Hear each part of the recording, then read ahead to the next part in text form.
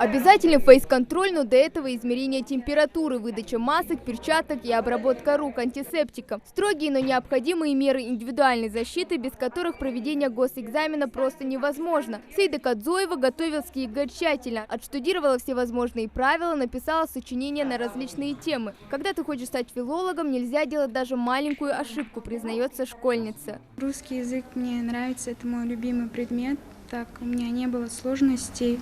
А так я больше готовилась по сочинению. А больше акцент я ставила на русский язык, потому что это самый главный предмет, который дает максимальное количество баллов, чтобы поступить в вуз.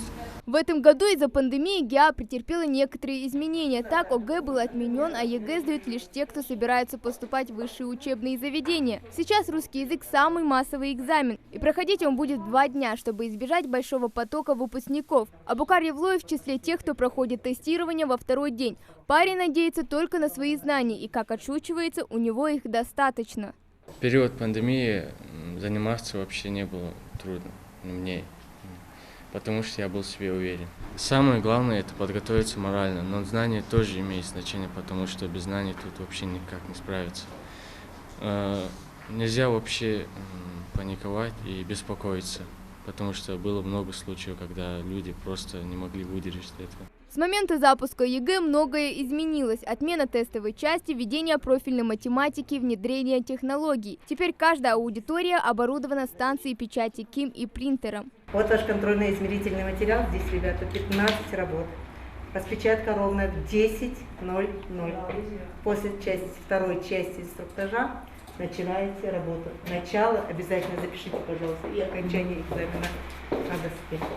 Если у сдающего будет высокая температура или другие тревожные симптомы, то его отведут в санитарную комнату, осмотрят более тщательно, а затем уже будут решать, допускать его к сдаче экзамена или повременить с этим до резервного дня. К слову, все коридоры и классы продезинфицированы и регулярно обеззараживаются. Все строго по регламенту. Да, действительно, ничего нового нет. Все правила, все инструкции у нас те же. Внесла коррективы пандемия. Вы знаете, мы сохраняем дистанцию, и средства защиты у нас все соблюдают. Ученик, сидя на месте, когда будет уже писать экзамен, он имеет право снять маску? Вы знаете, маску в основном не снимают, они сами, мы говорим им, чтобы они не снимали. Но перчатки мы им разрешаем снимать, и мы даем часто пользоваться антисептиками, чтобы у них проблем не было.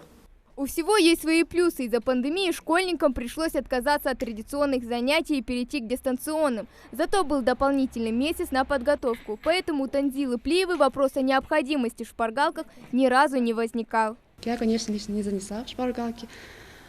Почему? Потому что это немного может затруднить, потому что из-за этого можно покинуть аудиторию. Это во-первых. Во-вторых, если ты приходишь на экзамен, то, естественно, ты должен рассчитывать, зачем ты сюда приходишь, и, конечно, готовиться. А из шпаргалки это неуместно, считаю я. А пока одни переживают, сидя за партами, другие ждут за пределами пункта. Для родителей здесь и отдельные палатки, и бутылки с водой. На протяжении всей подготовки они поддерживали и словом, и делом. Теперь, как признаются сами взрослые, главное, чтобы знания не подвели, ну и, конечно же, не волноваться. ЕГЭ – это на самом деле очень сильное нервное потрясение. Даже элементарно, когда я видела, как на первом экзамене они проходили вот эти пропускные пункты, это уже дает ребенку стресс. Просто нужно ребенка предостеречь, чтобы, когда на экзамене сидит, чтобы он не засиживался на одном задании, чтобы перешел к заданиям, которые у него попроще, потом пусть вернется к заданиям, которые ему показали сложными, и не зацикливаться на том, сдам, не сдам, сдаст, не сдаст, ничего страшного. К слову, если кто-то все же принесет телефон и шпаргалки, то воспользоваться ими не будет возможности, а в случае их обнаружения немедленная дисквалификация. За этим следят в ситуационно-информативном центре, где общественными наблюдателями являются вчерашние абитуриенты, но только сегодня они в роли стражников правопорядка. Как признается главный специалист по государственной аккредитации, на них вся ответственность. Опять-таки экзамен и вчера, и сегодня прошли в штатном режиме. Все прошло. С такими маленькими замечаниями, особо сказать, что нарушения были, нет. Цель нашего ситуационного центра – выявлять нарушения, выявлять и обязательно отрабатывать их. Мы их отрабатываем.